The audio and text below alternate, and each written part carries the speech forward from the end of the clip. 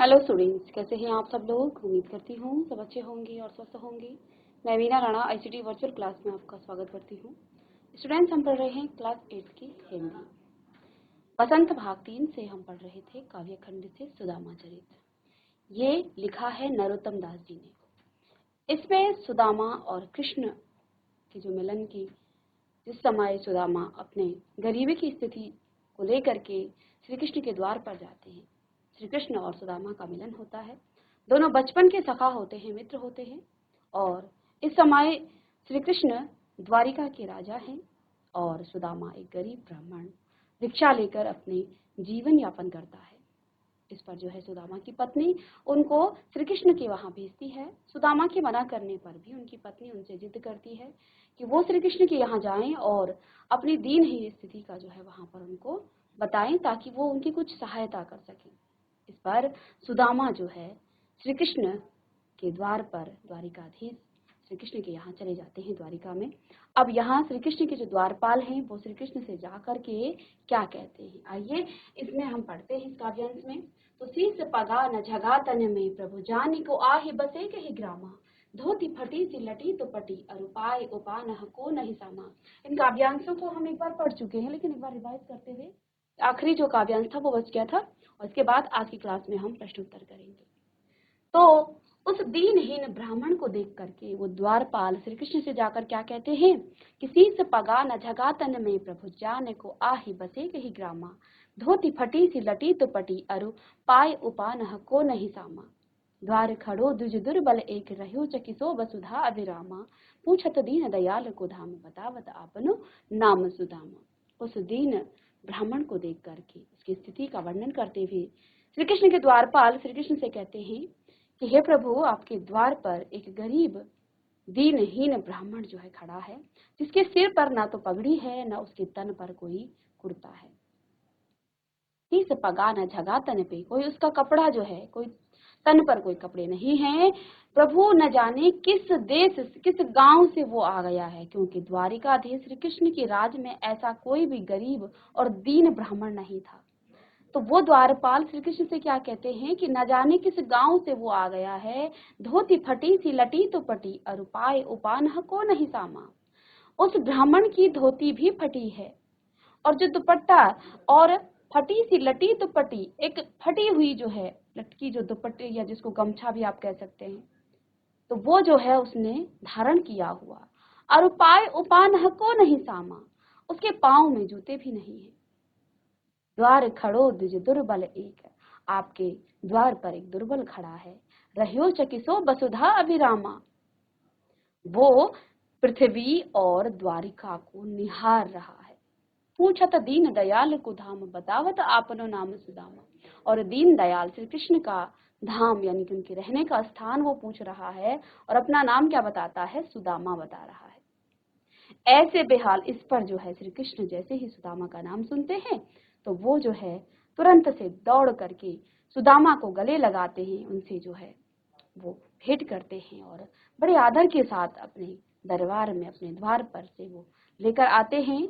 और उनकी इस स्थिति को देख करके श्री कृष्ण क्या कहते हैं, ऐसे बेहाल विवाई न सो पग कंटक जाल लगे पुनि जामा जोई। तो श्री कृष्ण ने सुदामा के इस स्थिति को देख करके क्या कहते हैं कि ऐसे बेहाल, तुम्हारे जो है पांव इतने बुरी तरीके से उसमें विवाइनें पड़ी हुई हैं, फटी हुई एड़ियां, क्योंकि नंगे पांव आए हैं सुदामा। सो पग पग कंटक जाल लगे पुनि जो, और सुदामा के पैरों से वो कांटे निकालने लगे हैं, ढूंढ ढूंढ करके जो है श्री कृष्ण सुदामा के पैरों से कांटे निकाले। हाय महादुख पायो सखा तुम, हे सखा हे मित्र, तुमने बहुत दुख पाए हैं। तुम आए इते न किते दिन खोए, तुमने इतने दिन कहाँ खो दिए हैं, तुम इधर क्यों नहीं आए। देखे सुदामा की दीन दशा, करुणा करी के करुणा निधि रोई। और सुदामा की इस दीन दशा को देख करके करुणा करने वाले श्री कृष्ण रोए और पानी परात को हाथ छुयो नहीं, नैनन के जल सो पग। उन्होंने जो पानी की परात पांव धोने के लिए रखे थे, जिसमें पानी रखा था, उस पानी की परात को हाथ भी नहीं लगाया और अपने नैनों के अश्रुओं से आंसुओं से ही सुदामा के पैरों को धो डाले।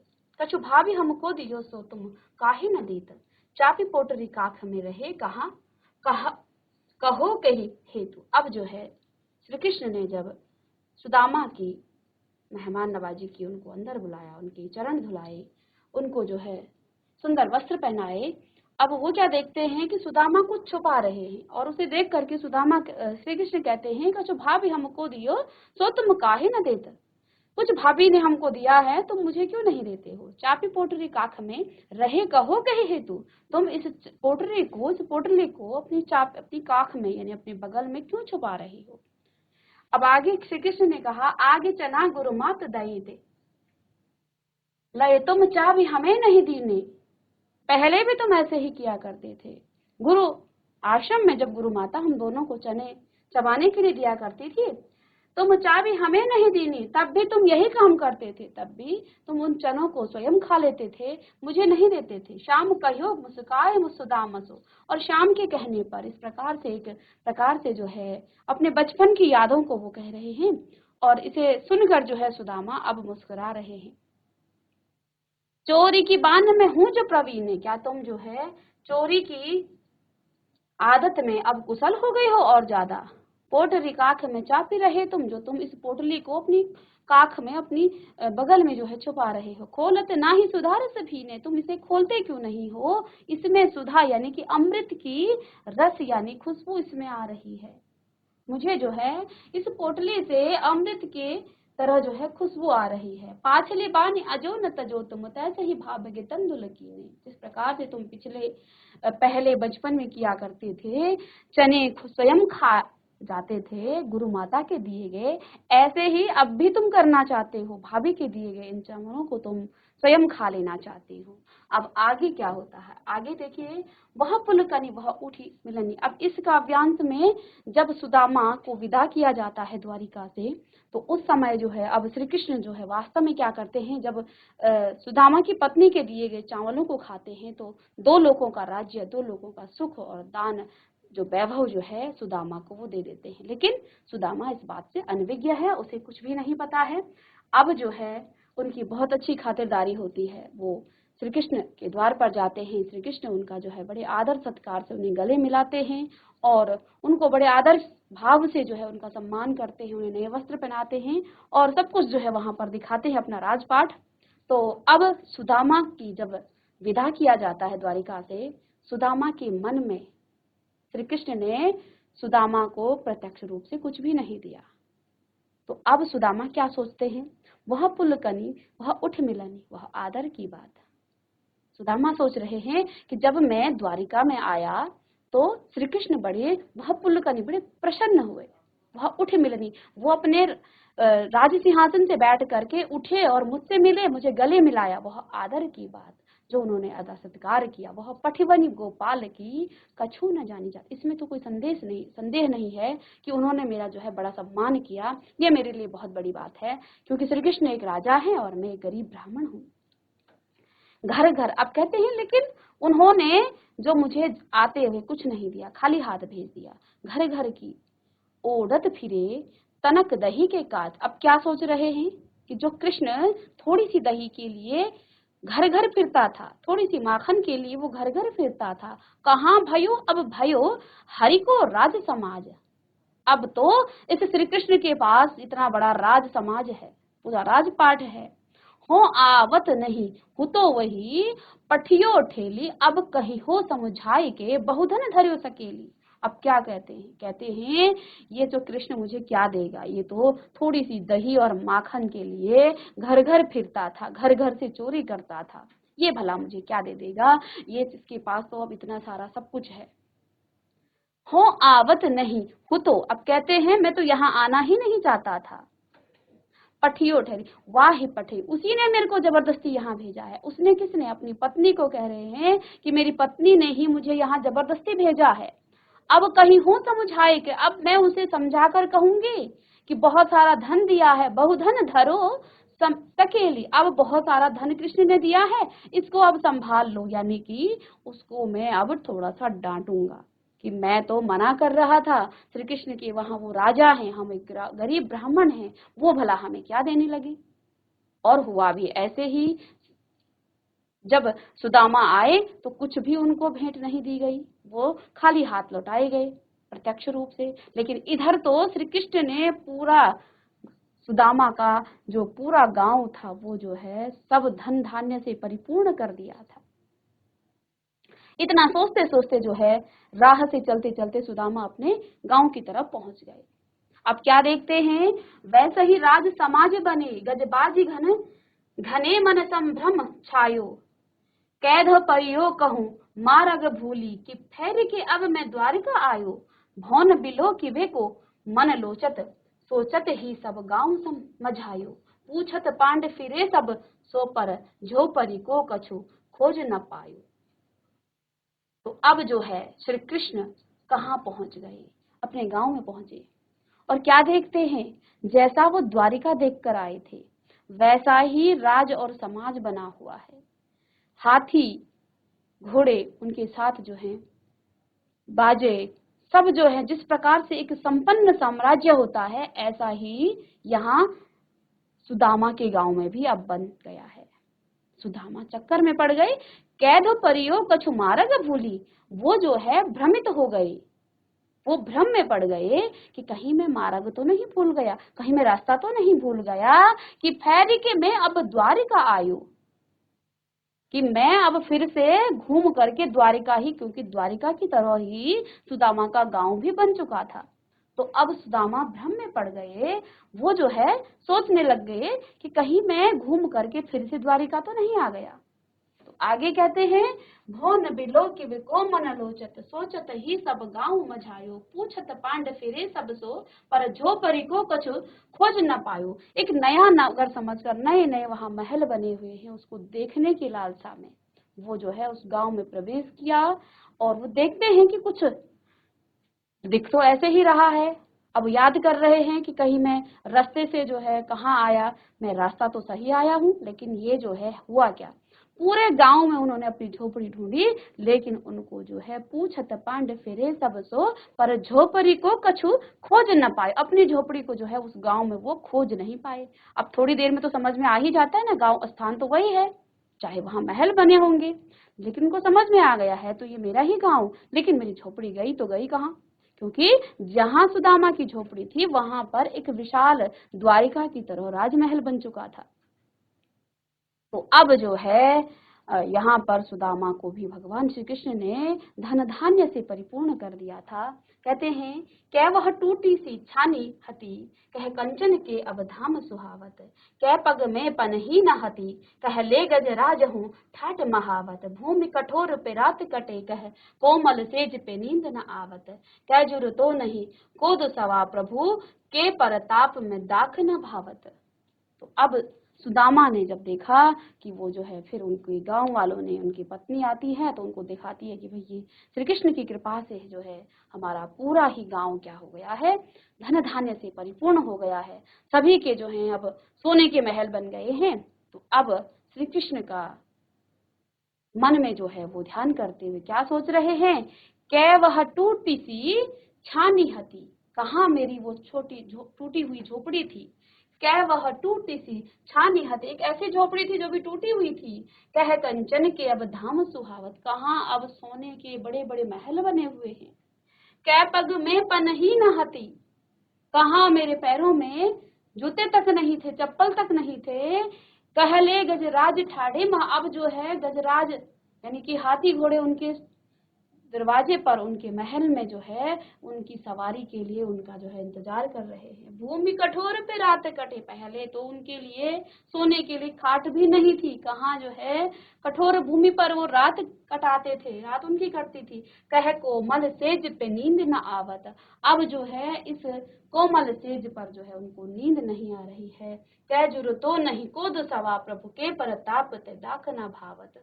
कहाँ जो है वो घटिया किस्म के वो चावल जिनको वो लोगों से भिक्षा मांग कर लाते थे, और कहाँ अब प्रभु की कृपा से नाना प्रकार के जो है भोजन सुदामा के घर में थे।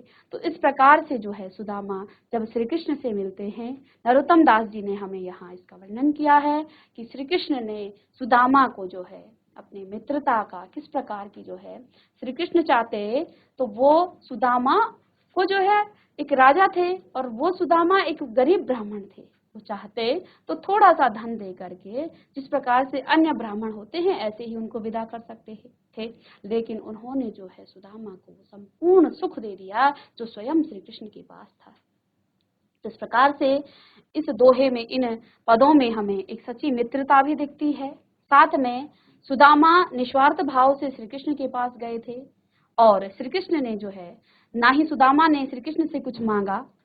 वो पूछते हैं कि तुम्हें कुछ चाहिए, सुदामा तो कहते हैं कि नहीं मुझे कुछ नहीं चाहिए, लेकिन आते हुए उनके मन में जो है एक भाव आता है, क्योंकि पत्नी ने इसी आस से श्री कृष्ण के यहाँ भेजा था कि उनकी दीनहीन दशा अब सुधर जाएगी। लेकिन आते हुए खाली हाथ आते हुए जो है सुदामा को थोड़ा अटपटा लगा, तो उन्होंने क्या कहा, मैं तो आना भी नहीं चाहता था, लेकिन मेरी पत्नी ने जबरदस्ती भेजा है, अब कहूंगा कि लो अब संभालो ये धन। लेकिन जैसे ही अपने गांव में जाते हैं तो वहां जो है नाना प्रकार के जो है वहां घोड़े बाजे और नाना प्रकार के वहां महल बने हुए थे।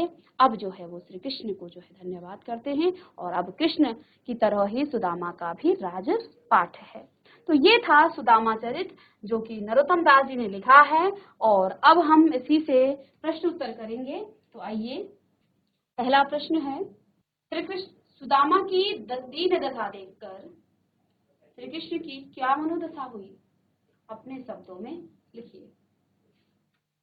सुदामा की दीन दशा देखकर श्री कृष्ण की क्या मनोदशा हुई? अपने शब्दों में लिखिए। देखिए, हमने आज की क्लास में रिवाइज कराया है, रिवीजन किया है, बाकी हमने सभी शब्दार्थ किस प्रकार से आप प्रसंग लिखेंगे, भावार्थ लिखेंगे, ये सब हम आपको प्रीवियस लेक्चर में बता चुके हैं। ठीक है, तो इसमें आज हम प्रश्न उत्तर करेंगे। तो सुदामा की दीनहीन दशा देखकर श्री कृष्ण के मन की स्थिति क्या थी, उनके मन की दशा क्या थी, ये आपको अपने शब्दों में लिखने हैं।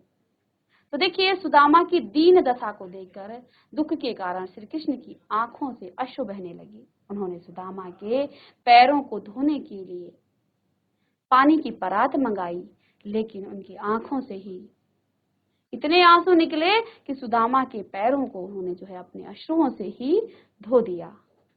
तो उनके मन जो है बड़ा व्याकुल हो गया सुदामा की स्थिति को देखकर। चलिए प्रश्न का उत्तर लिखें।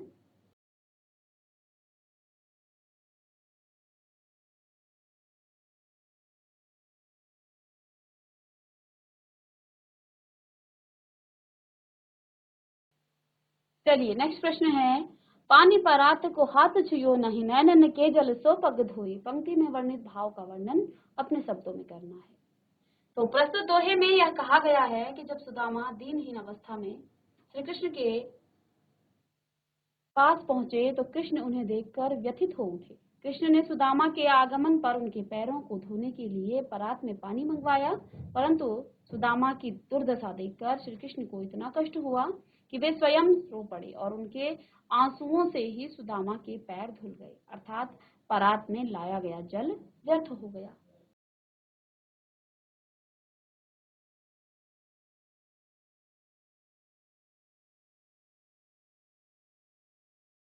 चलिए नेक्स्ट प्रश्न है, चोरी की बात न मैं हूं जो प्रवीण ने। उपयुक्त पंक्ति कौन किससे कह रहा है और इस कथन की पृष्ठभूमि स्पष्ट कर कीजिए।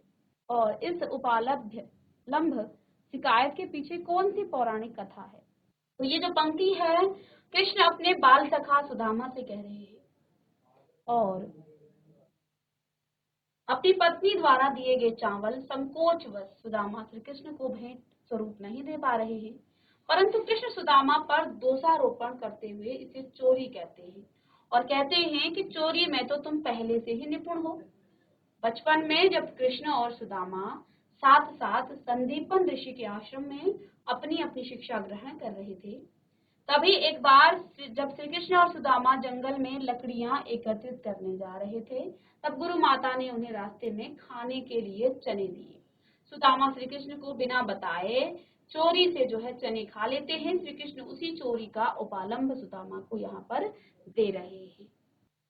चलिए नेक्स्ट है, द्वारिका से खाली हाथ लौटते समय सुदामा मार्ग में क्या क्या सोचते जा रहे थे?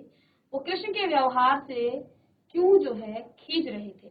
सुदामा के मन की दुविधा को अपने शब्दों में प्रकट कीजिए। तो जब द्वारिका से श्री कृष्ण को खाली हाथ भेजा गया तो इस बात से जो है सुदामा को बड़ा दुख हुआ कि बड़ी आस से मेरी पत्नी ने मुझे कृष्ण के पास भेजा, लेकिन कृष्ण ने उनको कुछ भी नहीं दिया और उनके मन में जो है अनेक प्रकार के विचार आ रहे थे। और इसी विचार को सोचते सोचते वो अपने गांव में पहुंचते हैं, लेकिन उनका गांव अब द्वारिका की तरह बन चुका था। यहाँ वो अपने दरिद्रता उस गांव में थी, वो सब जो है अब मिट चुकी थी। तो देखिए, द्वारिका से खाली हाथ लौटते समय सुदामा का मन बहुत दुखी था। कृष्ण द्वारा अपने प्रति किए गए व्यवहार के बारे में सोच रहे थे कि जब वे कृष्ण के पास पहुंचे तो कृष्ण ने आनंद पूर्वक उनका आतिथ्य सत्कार किया। क्या वह सब दिखावटी था? वे कृष्ण के व्यवहार से खींच रहे थे, क्योंकि उन्हें आशा थी कि कृष्ण उनकी दरिद्रता को दूर करने के लिए धन दौलत देकर विदा करेंगे। परंतु कृष्ण ने तो उन्हें चोरी की जो है उलाहना देकर खाली हाथ ही वापस भेज दिया। और क्या सोचा कि अब तो मैं अपनी पत्नी को ये भी कहूंगा कि उल्टे जो भिक्षा में हमने चावल मांग कर लाए थे वो भी श्री कृष्ण खा चुके हैं। ठीक है, तो अब जो है उनके मन में जो है एक प्रकार से श्री कृष्ण के लिए जो है इस प्रकार के भाव आ रहे थे। तो चलिए इसको लिखेंगे। नेक्स्ट प्रश्न, अपने गांव लौटकर जब सुदामा अपनी झोपड़ी नहीं खोज पाए तब उनके मन में क्या क्या विचार आए, कविता के आधार पर आपको यहाँ पर स्पष्ट करना है। द्वारिका से लौटकर सुदामा जब अपने गांव वापस आए तो अपनी झोपड़ी के स्थान पर बड़े बड़े भव्य महलों को देखकर सबसे पहले तो उनका मन भ्रमित हो गया कि कहीं मैं घूमकर फिर वापस द्वारिका ही तो नहीं चला आया। फिर भी उन्होंने पूरा गांव छानते हुए सबसे पूछा, लेकिन उन्हें अपनी झोपड़ी नहीं मिली। चलिए, इसको तो हम कर चुके हैं, लेकिन प्रश्न है तो इनको आप। निर्धनता के बाद मिलने वाली संपन्नता का चित्रण कविता की अंतिम पंक्तियों में वर्णित है, उसे अपने शब्दों में लिखना है। जब सुदामा निर्धन थे, लेकिन कृष्ण के द्वार से द्वारिकाधीश से मिलने के बाद सुदामा की जो निर्धनता है वो अब खत्म हो चुकी है। तो निर्धनता के बाद श्री कृष्ण की कृपा से सुदामा को धन संपदा मिलती है। जहाँ सुदामा की टूटी फूटी सी झोपड़ी रहा करती थी, वहाँ अब स्वर्ण भवन सुशोभित हैं। कहाँ पहले पैरों में पहनने को चप्पल तक नहीं थे और अब पैरों से चलने की आवश्यकता ही नहीं है, क्योंकि अब घूमने के लिए हाथी घोड़े हैं। पहले सोने के लिए केवल एक कठोर भूमि थी और आज कोमल सेज पर नींद नहीं आती है। कहाँ पहले खाने के लिए कोदो यानी चावल भी नहीं मिलते थे और आज प्रभु की कृपा से खाने को जो है दाख यानी किशमिश और मुनक्का भी उपलब्ध है, परंतु वे अच्छे नहीं लगते हैं। ये कौन कह रहा है? सुदामा। चलिए नेक्स्ट प्रश्न है भाषा की बात से। पानी परात को हाथ छुयो नहीं, नैनन के जल सो पग धोए। ऊपर लिखी कई पंक्ति को ध्यान से पढ़िए और इसमें बात को बहुत अधिक बढ़ा चढ़ाकर चित्रित किया गया है। जब किसी बात को इतना बढ़ा चढ़ाकर प्रस्तुत किया जाता है तो वह अतिशयोक्ति अलंकार होता है। आप भी कविता में से एक अतिशयोक्ति अलंकार का उदाहरण आपको छांटना है। ठीक है, अब यहाँ पर देखिए और भी इसमें अतिशयोक्ति अलंकार के उदाहरण हैं, जैसे के वह टूट सी छानी हती कह कंचन के अवधाम सुहावत। यहाँ पर भी अतिशयोक्ति अलंकार है। टूटी सी झोपड़ी के स्थान पर अचानक कंचन के महल का होना अतिशयोक्ति है। ठीक है, नेक्स्ट है सुदामा चरित कविता के रचयिता। तो सब जानते हैं नरोत्तम दास जी ने लिखा है। सुदामा किससे मिलने द्वारिका गए? तो सुदामा श्री कृष्ण से मिलने गए। बहुत इजी क्वेश्चन है, इस प्रकार से बहुविकल्पीय प्रश्न भी आते हैं। श्री कृष्ण के महल के सामने कौन खड़ा था? तो श्री कृष्ण के उनके मित्र सुदामा खड़े थे।